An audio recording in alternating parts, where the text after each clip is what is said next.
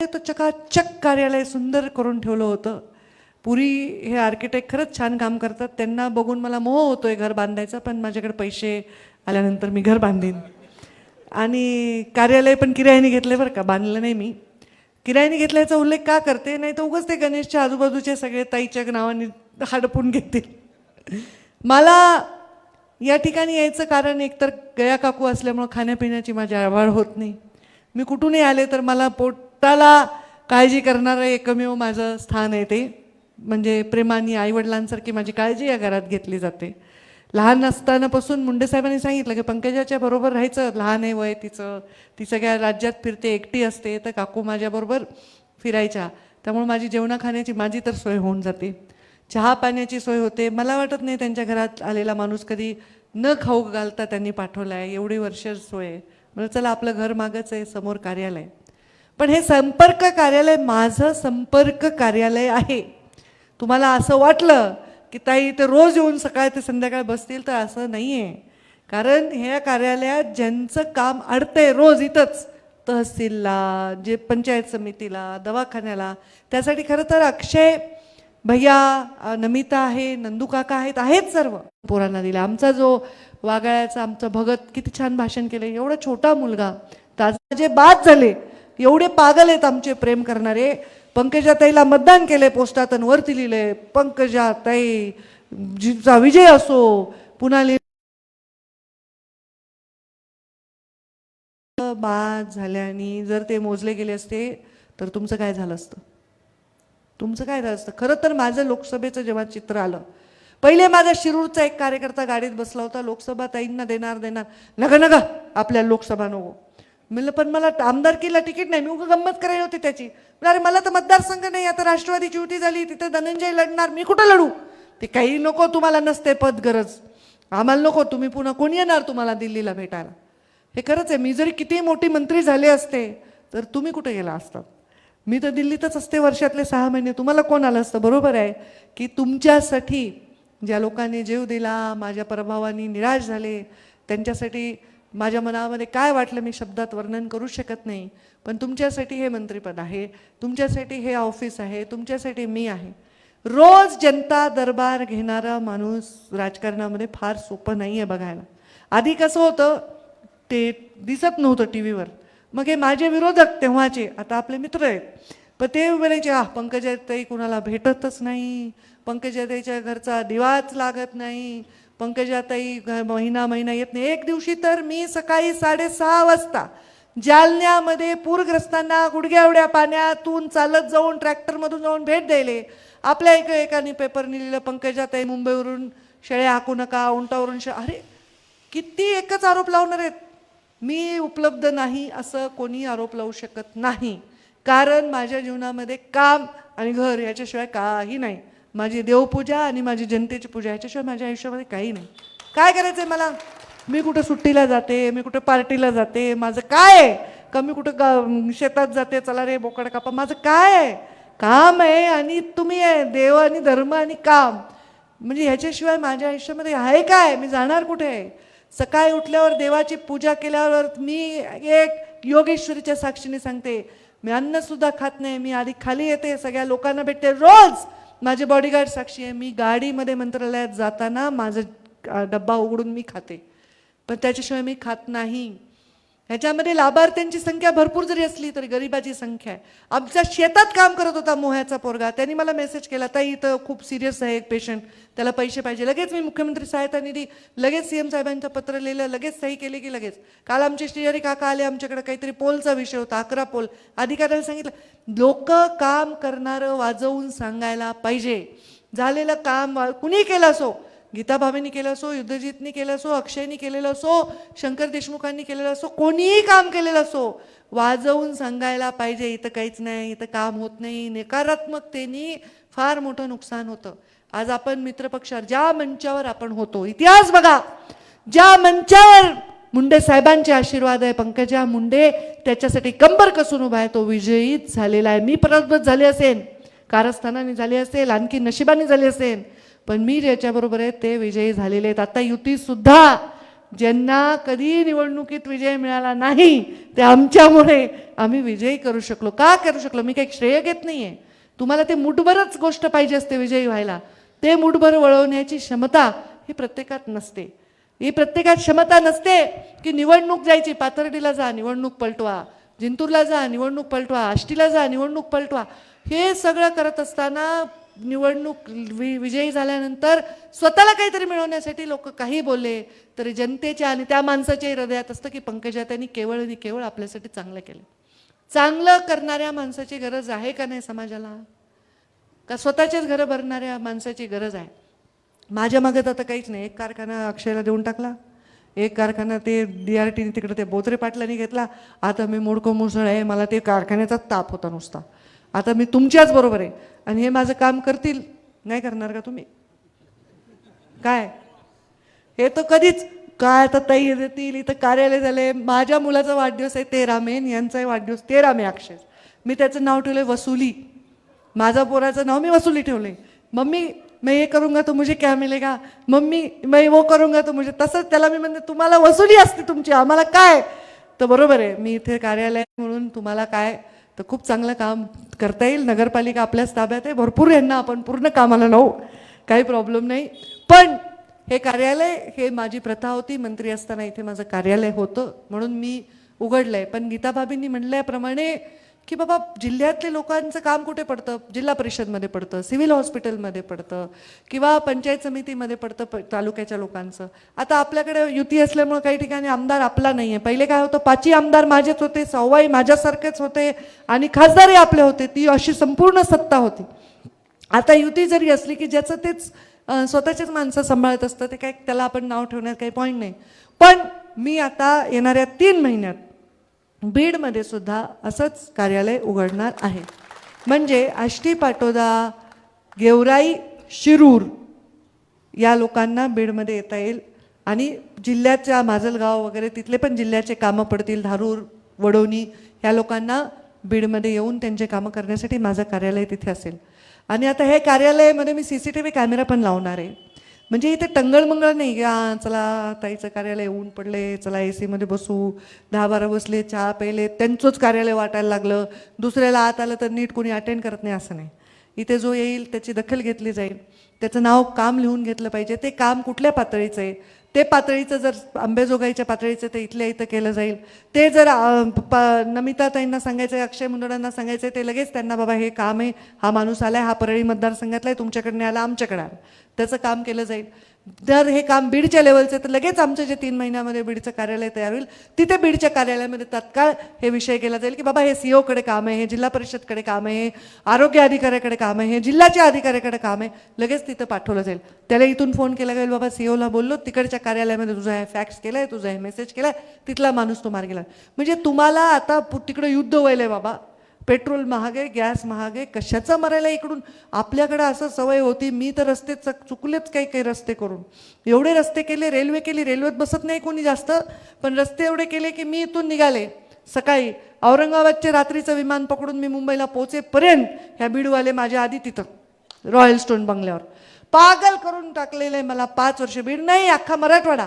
मी परळीला आले की गंगाखेड पण इथं, जिंतूर पण इकडं, ते पाथर्डीवाले पण इकडंच, मग हे पूर्ण तुळजापूरकडचे लोक इकडंच, बुलढाण्याकडचे पण इकडंच, हे सगळे इकडंच भेटायला यायचे.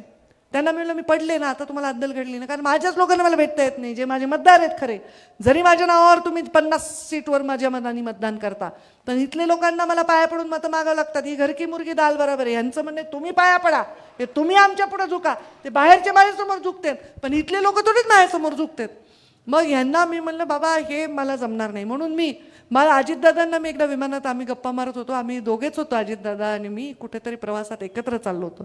तर मी अजितदादा म्हणलं, अजितदादा आपण एकत्र नव्हतो, आपलं कधी म्हणजे तसं दोन्ही परिवाराचं असं खूप सख्य नव्हतं, एकमेकांच्या विरोधात होते, पण मला खरं सांगू का, तुम्ही एका विषयामध्ये फार जुळा भाऊ आहेत. ते म्हणले काय? तुम्ही म्हणलं तुमचं मला एक पटतंय, इकडचं तिकडं नाही, तिकडचं इकडं नाही. काही लोक म्हणजे त्यांच्याकडे बारामतीच्या माणसांना मुंबईत तुम्हाला दिसणारच नाहीत बारामतीचे माणसं. कारण मी बारामतीमध्ये 15 दिवसाला यायलो तर तुम्ही मुंबईला कशाला येता, PA ला फोन करा, हे काम करा. त्याच्यात मुंबईचे लोक कोणी उद्योगपती असतील, कोणी माणसं असतील, त्यांनी बारामतीला यायचं नाही. तर मला हा नियम मला खूप आवडला, पण बाबा वारले होते, लोकांना शिस्त लावण्याचा तो वेळ नव्हता, म्हणून मी तो नियम पाळला नाही. पण या वेळी मी मंत्री झाल्यापासून तुमच्या लक्षात यायला असेल की मला तुम्हाला नीट भेटता यायला, मला तुमचा चेहरा दिसायला आहे, गर्दी नाही, धक्काबुक्की नाही, फाडक कोणी कपडे चोडायले, कोणी हात चोडायले, कोणी काहीच करायले, आपसातच भांडायले, काही नाही. त्यामुळे मी दौऱ्यामध्ये लिहित असते की परळीच्या लोकांनी परळीत भेटावं, माजलगावच्या केसच्या लोकांनी परळीत भेटावं. तो दिवस मी देते. जे गेस्ट हाऊस मीच बांधले त्या गेस्ट हाऊसमध्ये मी आता मंत्री म्हणून बसते. तिथे अधिकारी बोलवून ठेवते, समोर तहसीलदार असतात, समोर अधिकारी असतात, त्यांना बसवते आणि तिथे लोकांचा जनता दरबार घेते. त्या जनता दरबारमध्ये जनरल पब्लिक भेटते, कार्यकर्ते भेटतात, लोकांचे कामं मार्गी लागतात. हे पहा, आता प्रत्येकाला वाटतं मला फंड मिळावं. पहिले फंड हा मुठभर लोकांचा असायचा. मी पहिल्यांदा आमदार झाले तर माझा फंडच संपेना, मला नावच नव्हतं, कुणी मागायलाच येत नव्हतं फंड. मीच पागल आहे, मी सवय लावली तुम्हाला. 25-15 अमुक तमुक एवढं दिलं की जो मतदार आहे ना तो कॉन्ट्रॅक्टर व्हायला लागला. पहिले तसं नव्हतं, गावातला एखादा माणूस पंचक्रोशीतला एक काम करायचा. आता असं नाही आहे, आता प्रत्येक जण मला काम द्या म्हणते. आणि ते काही प्रत्येकाची काम करायची क्षमता आहे का, त्याची पैसे आहेत का त्याच्याकडे, ते काम देते दुसऱ्या तरी कॉन्ट्रॅक्टरला, काय करते काय मी बोलू शकत नाही. पण ठीक आहे बाबा, ते पण तेवढं करायची सवय आपण लावली आहे. मग आपण लोकांना छोटे छोटे कामं दिले, विकास दिला. आताही तेच करू. आता आमच्या सुनेत्रा वहिनी पालकमंत्री आहेत आणि माझ्या शेजारीच आम्ही राहतो, तर त्यांना थोडा वेळ दिला पाहिजे.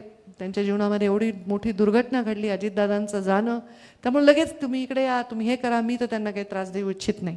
मी स्वतः दुःखातून गेले, मला खूप त्रास देतं. पहिल्या क्षणापासून लोक मला मागत, इतके काही लोक विचित्र असू शकतात आणि काही लोक इतके सुंदर असू शकतात, याचे सगळे अनुभव मी घेतलेले आहेत.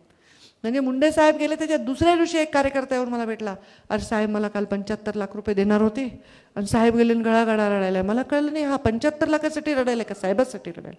म्हणजे इतके विचित्र लोक आहेत.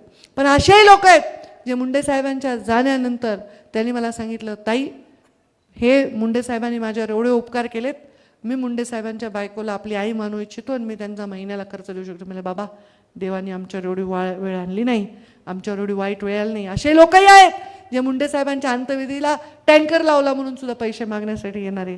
आणि असेही लोक आहेत जे परस्पर मुंडे साहेबांचा धावा घातलाय, स्वतःचे केस काढून घेतलेत आणि मुंडे साहेबांचा जणू स्वतःचा बाप गेलाय असं दुःख मानणं. सगळ्या प्रकारचे लोक मी पाहिलेले आहेत. म्हणून मी सांगते की या भागामध्ये काम करताना मी सुनेत्रा वहिनींना त्रास देऊ इच्छित नाही. त्यांना थोडा वेळ दिला पाहिजे. मी बैठका घ्यायला लागले, काम करायला लागले, अधिकार सर्वस्वी त्यांच्याकडे आहेत. पण या भागाच्या विकासासाठी मी त्यांना त्या दिवशी म्हणलं, वहिनी राजकारणात सगळ्यांना ताई म्हणतात, मी तुम्हाला ताई म्हणू का, काय म्हणू, म्हणजे आता असं झालं. तर त्या म्हणले, तुम्ही दादा आहेत ना ते तुमचे, मग मी वहिनी आहे. तर त्यांनी म्हणले, मला तुम्ही वहिनीच म्हणा. आणि मी त्यांना त्रास देऊ इच्छित नाही. आता इथे परत निधी वगैरेच्या बद्दल आपण पूर्णपणे जागरूकपणे काम करू. प्रत्येक कार्यकर्त्याला निधी मिळेल ह्याची पूर्ण जागरूकता करू. आता आपल्या मुख्यमंत्र्यांकडेच अर्थ खातं देखील आहे. मुख्यमंत्री सर्वस्थानी बॉस असतात राज्याचे, ते आहेच आहेत. त्यांना जाऊन भेटून 4 गोष्टी करून घेण्यासाठी मी करेन. पण ह्याच्यासाठी सार्वजनिक उपक्रमाला आपल्याला जास्तीत जास्त प्राधान्य द्यायचं आहे. वैयक्तिक कामं आपण करतोच, बदल्या करतो, नोकरी लावतो. मी तुम्हाला सांगते, दर आठवड्यात मी किमान 2 मुलांची फीस भरते, 2-3 पेशंटचे पैसे देते. आता हे म्हणलं की उद्या ते 2 ते 20 होऊन जातात. आता ते कुठून घेऊ मी, ना टेबला खालून घेते, मग टेबलावरून घेते, मी तरी कुठून देणार आहे शेवटी. तर मी हे सगळं करण्यासाठी एक यंत्रणा पाहिजे. आता हे कार्यालय मंत्री म्हणून जे माझं मागच्या वेळी होतं त्याच्या अनुषंगाने मी केलं आहे. माझा मतदारसंघ परळी ओरिजिनली असल्यामुळे अर्ध परळी इथे आहे. इथे आजूबाजूच्या पंचक्रोशीतली केजमधले लोक आता सगळे मुंबईला येऊन मला बोलतात, त्यांचे काही इथे छोटे छोटे विषय मार्गी लागावे. त्याचबरोबर बीडच्या कार्यालयातून ते विषय मार्गी लागावे. आणि परळीत तर मी आहेच आहे. आणि ह्या सगळ्या विषयांनी सामान्य माणसाच्या जीवनामध्ये त्यांच्या पाठीशी उभं राहावं. अधिकाऱ्यांना माहिती आहे पंकजाताई काही आमच्या लाभार्थी नाहीत, त्यांच्याबरोबर बसून मी काही प्लॅनिंग करत नाही. त्यामुळे मी काही त्यांच्या चुकीचं वागले तर त्यांना मी बळी जात नाही. बरोबर ते काम नाही केलं तर त्यांच्याकडून करून घेण्याची क्षमता माझ्यामध्ये आहे. पण अधिकारी चांगले असताना सुद्धा तो मला नीटच बोलत नाही, तो अधिकारी नीट हसून बोलतच नाही. आपल्या काय करायचं त्याच्या हसण्याशी. त्यांनी आपलं काम करण्याशी मतलब आहे. ते काय आपल्या मुलीकडचं आहे का की त्यांनी तुम्हाला येऊन दरवाजापर्यंत यावं? हे आपल्या अपेक्षा वाजविणे. अधिकाऱ्यांनी आपलं काम केलं पाहिजे. तो हसल नाही तर रडेल, त्यांनी आपलं काम केलं पाहिजे, हे महत्त्वाचं आहे. आणि त्याच्यासाठी पूर्णपणे अंकुश जिल्ह्यातील अधिकाऱ्यांवर, राज्यातील माझ्या सगळ्या डिपार्टमेंटच्या अधिकाऱ्यांवर आणि समस्त राज्यातील मुंडे साहेबांवर प्रेम करणाऱ्या लोकांसाठी मी आहे. रोज जनता दरबार घेते, त्याच्यात 10-20% इकडचे असतात, बाकी तर राज्यातले लोक येतात, त्यांचेही मी कामं करते. त्यांच्याकडून अपेक्षा नाही, पण फाटक्या माणसाने जावं कुठं? एवढ्या मोठ्या मोठ्या गेट, 1-1, 2-2, 3-3 गेटचे मोठे मोठे राजकारण्याचे घर आहेत, त्याच्यात घुसावं कसं सामान्य माणसाने? आणि काय करावं? कोणी सकाळी लवकर उठत नाही, कोणी सापडत नाही, कोणी काही करत नाही, माणसाने जावं कुठं? ह्यासाठी हे माझं रोज ही प्रॅक्टिस आहे. रोज मी जनतेला भेटते, रोज मी जनतेचे कामं करते. मी जिथेही दौऱ्यात असेन तिथे मी जनता दरबार घेते, जनतेचे कामं मार्गी लावते आणि हे जीवनाच्या शेवटच्या श्वासापर्यंत मी करत राहीन. या कार्यालयातून सामान्य माणसाचे, गरीब माणसाचे कामं मार्गी लागावे. सामान्य माणसाला परळी, मी म्हणाले की एवढं मोठं युद्ध आहे, एवढं पेट्रोल गॅस सगळं महागणार आहे, कुठं खर्च करून मुंबईला येता? पुन्हा ताई नाही सापडल्या की उगं बाहेर रस्त्यावर काहीतरी खा, इकडं जा, तिकडं, काही वणवण करायची गरज नाही. संपूर्णपणे तुम्हाला इथे तुमचे छोटे मोठे इथले कामासाठी इथे येता येईल. ह्याच्यामध्ये स्वतःचं काम आणा. माझ्या मेवण्याच्या मित्राच्या साडूची बदली वगैरे असे कामं आमच्याकडे केले जात नाहीत. यंदा कर्तव्य नाही असं आम्ही सांगून टाकतो, कारण हे पण एक नवीन प्रकार आहे. बरं, खातं माझं असलं तर ठीक आहे, कुठलं महसूललाच पत्र द्या. अरे काही काही लोक तर अगदी नंबर 1च्या पोस्ट, म्हणजे क्लास 1च्या क्लास 1, ते माझ्याच्यानी नाही होणार बाबांनो. आता हे ज्याचे त्याचे अधिकार असतात. हे महायुतीचं सरकार आहे, याच्यात 3 पक्ष आहेत. ते राष्ट्रवादीवालाही मंत्री आपलाच ऐकावा, शिवसेनावालाही आपलाच ऐकावा, भाजपवाला तर आपलाच आहे, असं नाही. त्यामुळं काम तुमचं आणा. काम काहीतरी जुगाडवालं काम तर आणू नका. बरंच पर्सेंटेज कमी झाले त्याचं, 5-10% पण नाही राहिलं. त्याच्याबद्दल मी तुमचं मनापासून अभिनंदन करते आणि माझी पण पाठ थोपटून घेते की हे लोकांच्या मळा गळी उतरवता आलेलं आहे. हे माझे काही कार्यकर्ते मागे बसले, ते म्हणायचे तुम्ही असं म्हणू नका ताई, लग्नाला येणार नाही, बारशाला येणार नाही. मी म्हणले नव्हते असं कधी. मी म्हणलं एखाद्या वेळेस तुमच्या लग्नाला नाही येऊ शकले तरी तुमच्या दुःखासाठी मी तुमच्या उभे राहीन. राहिले ना, एजाज देशमुख आमचा गेला, त्याच्या परिवाराच्या पाठीमागे गोपीनाथ मुंडेंना शोभेला उभे राहिले आणि एजाजच्या नावाने 3 मुस्लिम मुलींना डॉक्टर बनवण्याचा, दरवर्षी 3 मुस्लिम मुलींना मी डॉक्टर, ऊसतोड कामगारांच्या लेकरांचे तर मी पूर्ण करतेच प्रत्येक गोष्ट. माझ्याकडे येणाऱ्या प्रत्येक माणसाच्या पाठीशी उभं राहण्याचं माझं कर्तव्य आहे आणि ते मी करते. तेवढे पुण्याई आहे, त्याच्यामध्ये कशाची कमी पडणार नाही.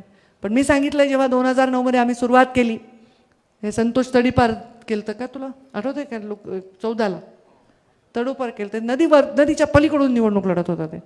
तर हे एवढे आम्ही अन्याय सहन केले, एवढा संघर्ष केला. 14 लोक, 12-14 आमदार इथं स्थान मांडून बसले, मुंडे साहेब पडावे म्हणून. तेव्हा मुंडे साहेब निवडून आले. आता काय झालंय, मी जरी पडले तर 2-4 महिन्यात मी मंत्री झाले आणि तुमच्यासाठी आलेली आहे. म्हणजे ईश्वरालाही माझा पराभव मान्य नव्हता, कारण जनतेच्या मनामध्ये जी भीती निर्माण झाली होती की अरे बापरे आता आमचं काय, ती भीती ही माझ्या या खुर्चीसाठी जबाबदार आहे. ही भीती कशाची आहे? ताई नसल्या तर आमचं काय, ताई आल्या तर आमचं काय, अशी भीती माझ्या बाबतीत असेल त्या दिवशी राजकारण संपून जाईल. पण ताई नसल्या तर आमचं काय, हे महत्त्वाचं आहे. आणि त्यावेळी आम्ही 5 आमदार निवडून आणले होते. आता तर मी म्हणते 6ला 6 आम्ही आणले. आता ते आमची काय म्हणतात त्याला, खिचडी आहे, युती आहे. पण भविष्यात जे होईल त्याप्रमाणे 5ही आमदार त्या भविष्याच्या योजनेप्रमाणे 6ही आमदार आपले असावे आणि खासदारही आपला असावा, ह्याची रणनीतीची सुरुवात मला वाटतं योगेश्वरीच्या साक्षीने आज आम्ही सुरू करत आहोत. यश येईल अपयश येईल हे तुमच्यावर अवलंबून आहे, ईश्वरावर अवलंबून आहे. पण माझं स्वप्न जे आहे ते पूर्ण करायला मी सुरुवात करते आणि माझं स्वप्न मी बघितलेलं पूर्ण करायला जर मी सुरुवात केली तर मला अजूनही अनुभव नाही की माझं स्वप्न पूर्ण झालं नाही. एवढी माझ्यावर ईश्वराची कृपा आहे. माझं जे स्वप्न आहे ते तुमच्यासाठी आहे. माझं जे स्वप्न आहे ते मुंडे साहेबांच्या स्वप्नासाठी आहे. माझं जे स्वप्न आहे ते मुंडे साहेबांची उरलेले प्रत्येक स्वप्न पूर्ण करण्यासाठी आहे. म्हणून इथे बसणारा प्रत्येक माणूस या मंचावरचा जबरदस्त आहे. कोणी पंचायत समिती सभापती झाले, कोणी जिल्हा परिषदचा सभापती झाले, कोणी आमदार झाले, कोणी काय झाले, कोणी काय झाले, काही ना काहीतरी झालंच आहे. आणि ते झाल्याने त्यांनी 4 माणसाचे आशीर्वादच कमवले. हे भविष्याची गरज आहे. त्यामुळे आताच्या परिस्थितीत भारतामध्ये उद्या काय परिस्थिती होईल, जगामध्ये काय होईल, महायुद्ध होईल का नाही होईल, हे सगळं आपण घरी चावडीवर चौकात बसून चर्चा करतो, पण एवढं सोपे गोष्टी नाही.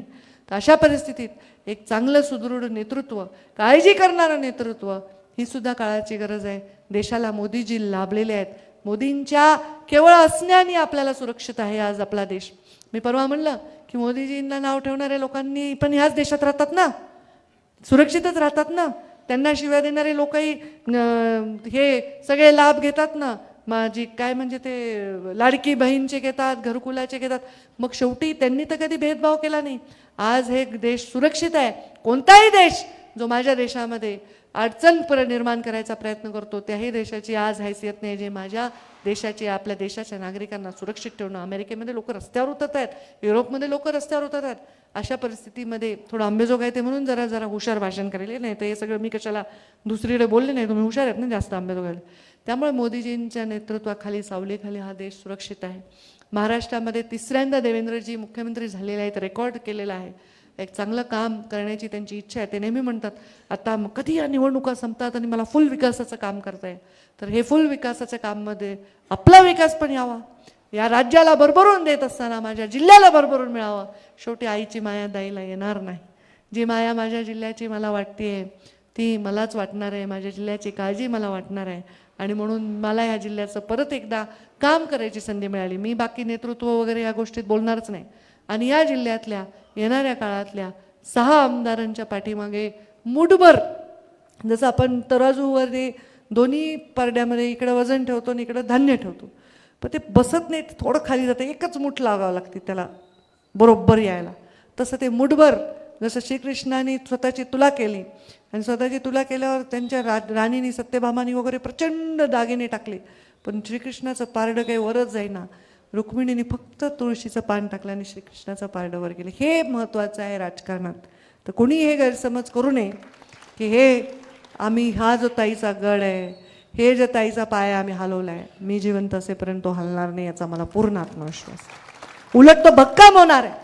या पायामध्ये सगळे लोक जे दूर गेलेले आहेत, संभ्रमात आलेले आहेत, ज्यांच्या मनामध्ये संभ्रम निर्माण झाला आहे, ते सुद्धा विकास हा विषय समोर घेऊन या पायाला अजून भक्कम करण्यासाठी माझ्या पाठीशी आणि माझ्या सोबत उभे राहतील. आणि या बीड जिल्ह्याचं भवितव्य सुंदरपणे काम मी केलंय.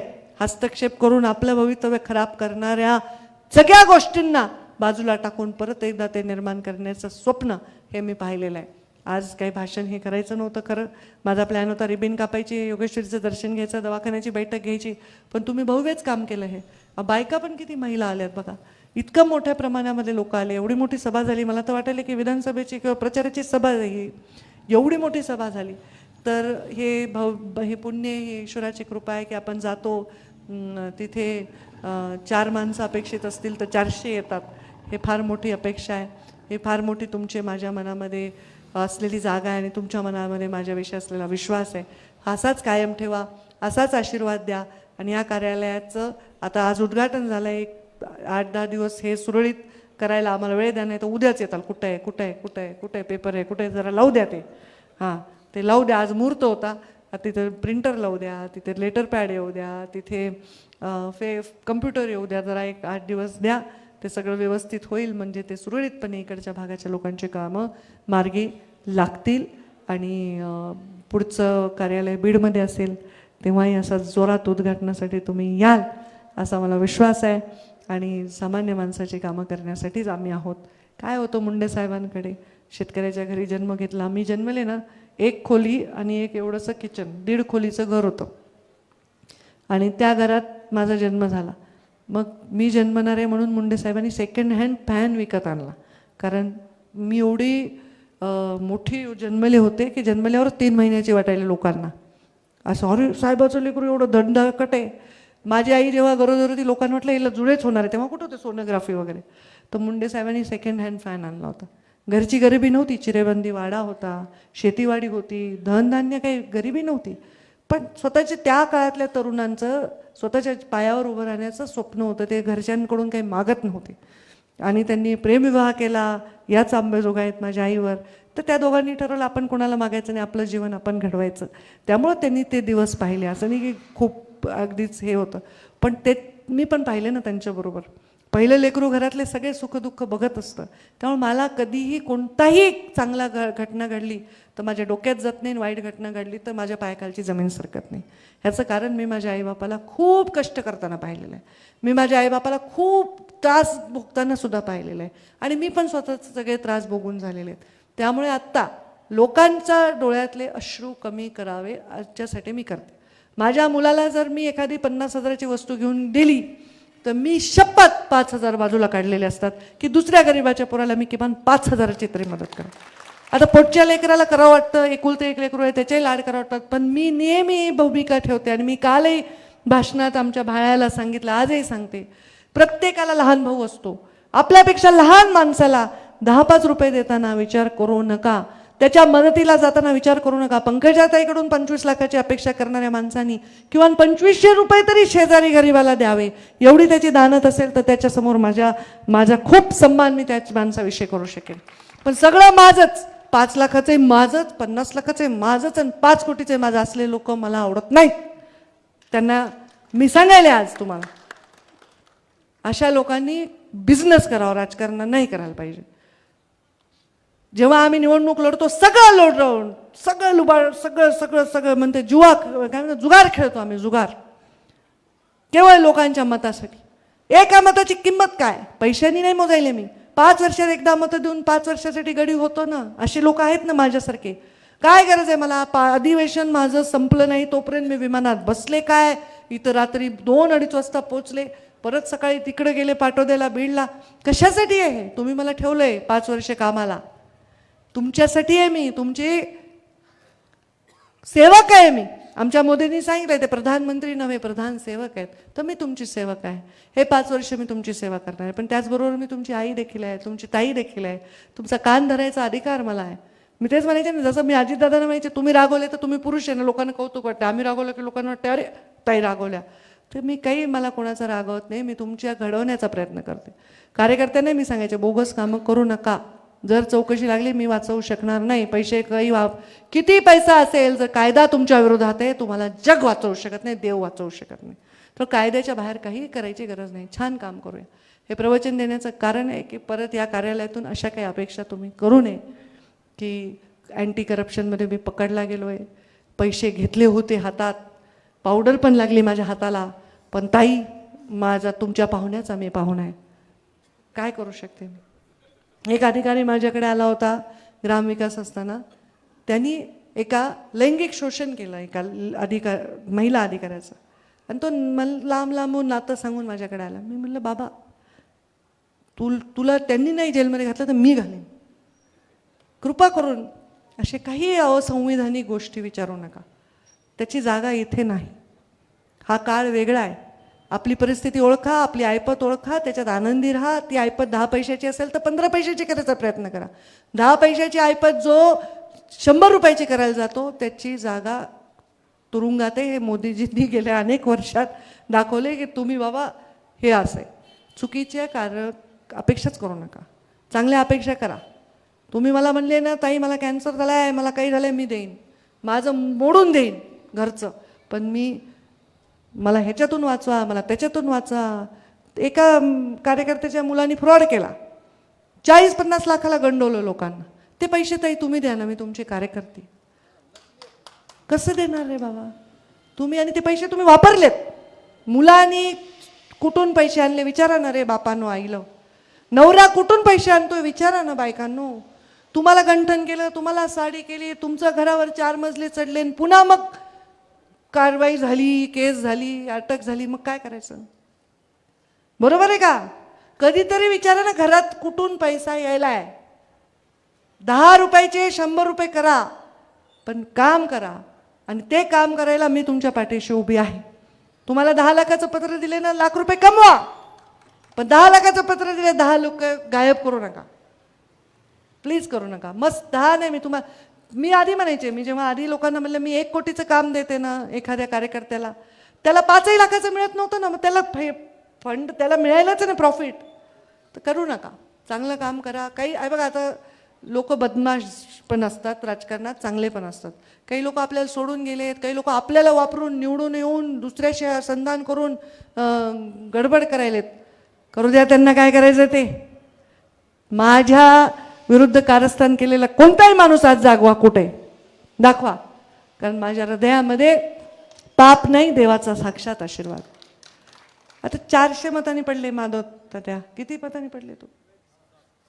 600 मतांनी पडले, म्हणजे अजून 400-500 मताचाच विषय होता ना. म्हणजे हे होत राहतंय राजकारणात. मी पण पडले, पण ज्यांनी हे केलं ते पुन्हा नकाशावरून गायब होतं, ते लक्षात ठेवा. आणि त्याला मला काहीच करावं लागत नाही, निसर्ग करतो काय करायचं आहे ते. चांगलं काम करणाऱ्या माणसाच्या पाठीविषयी सगळ्या शक्ती एक येतात, सगळ्या शक्ती. त्यामुळे तुम्ही माझी शक्ती आहात. खूप गंभीर भाषण मी केलं असेल, पण तुम्ही गंभीर ऐकायलात, अजिबात हलनात डुलनात काही करनात. मग तुम्ही झोपला असताल तर उठा, आणि जागे असताल तर टाळ्या वाजवा आणि मला रजा द्या. धन्यवाद. खूप खूप धन्यवाद. सर्वांना विनंती आहे बसून घ्यायचं. यानंतर आभार प्रदर्शन अतुल दादा देशपांडे करतील. मी त्यांना विनंती करतो की आभार प्रदर्शन करावं. आजच्या कार्यक्रमासाठी